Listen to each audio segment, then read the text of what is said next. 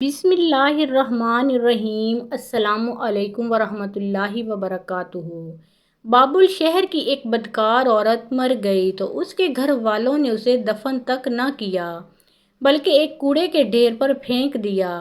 حضرت موسیٰ علیہ السلام جب کوہ طور پر اللہ تعالیٰ سے باتیں کرنے کے لیے گئے تو اللہ تعالیٰ نے فرمایا، اے موسیٰ، باقی باتیں بعد میں ہوں گی، پہلے جاؤ، میری ایک کنیز کی لاش کوڑے پر پڑی ہے، اسے غسل دلاؤ اور عزت کے ساتھ دفناؤ۔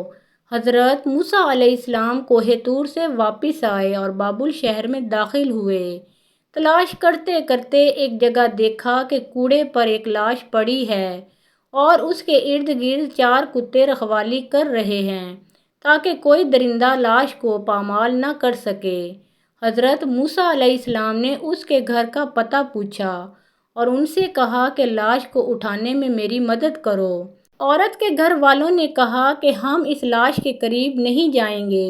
یہ ایک بدکار عورت تھی جس نے اپنی ساری زندگی بدکاری میں گزار دی۔ پورے شہر میں ہر کوئی لاش کو اٹھانے سے انکار کر رہا تھا۔ حضرت موسیٰ علیہ السلام اپنے بھائی حضرت ہارون علیہ السلام کے پاس گئے اور کہا کہ لاش اٹھانے میں میری مدد کرو۔ دونوں نبیوں نے لاش کو اٹھایا اور پھر جب غسل دینے کی باری آئی تو شہر کی کوئی بھی عورت اس کو غسل دینے کے لیے تیار نہیں تھی۔ یہ دیکھتے ہوئے حضرت موسیٰ علیہ السلام نے اپنی زوجہ اور بہن کو حکم دیا کہ اس عورت کو غسل دو۔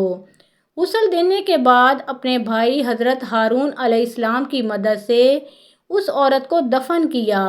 دفنانے کے بعد جیسے ہی آپ واپس آ رہے تھے تو شہر والے لوگ آپ علیہ السلام کے پاس آ گئے۔ وہ سب مل کر آپ سے کہنے لگے کہ اے موسیٰ، یا تو ہمیں اس بات کی وضاحت دو کہ ایک بدکار عورت کو اتنی عزت کیوں دی، یا پھر وہ کلمہ جو آپ علیہ السلام نے ہمیں پڑھایا ہے ہم آپ کو واپس کرنے آئے ہیں۔ حضرت موسیٰ علیہ السلام نے لوگوں سے فرمایا، اے شہر کے لوگوں، مجھے جو حکم اللہ تعالیٰ نے دیا تو میں نے اس حکم کی تعمیل کر دی۔ ہاں، اگلی بار جب میں کوہ طور پر جاؤں گا تو تم سب کو تمہارے اس سوال کا جواب مل جائے گا۔ یہ سن کر لوگ واپس چلے گئے۔ حضرت موسیٰ علیہ السلام کوہ طور پر گئے تو فرمایا، اے میرے پروردگار، اس شہر کے لوگ مجھ سے اس بات کی وضاحت مانگتے ہیں کہ ایک بدکار عورت کو اتنی عزت سے کیوں دفن کیا گیا؟ تو اللہ تعالیٰ نے فرمایا، اے موسیٰ، یہ عورت واقعی بدکار تھی اور اس کی ساری زندگی بدکاری میں گزر گئی، مگر ایک دفعہ یہ ایک ایسی جگہ سے گزر رہی تھی جہاں پر ایک کتا پیاس کی شدت سے مر رہا تھا۔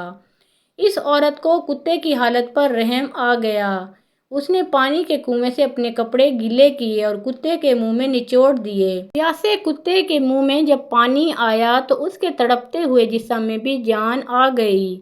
مجھے عورت کی یہ رحم دلی بہت پسند آ گئی اور میں نے اس کے سارے گناہ معاف کر دیے، اور میں نے موت کے فرشتے کو حکم دیا کہ اس کی روح قبض کر ڈالو تاکہ آئندہ بدکاری نہ کر سکے۔ ہمیں بھی چاہیے کہ ہم اللہ تبارک و تعالیٰ کی مخلوق سے جس قدر ہو سکے پیار سے پیش آنا چاہیے۔ محترم ناظرین، جو رحم نہیں کرتا اس پر رحم نہیں کیا جاتا۔ مزید اسلامی واقعات اور سبق آموز کہانیوں کے لیے اس چینل کو سبسکرائب کریں۔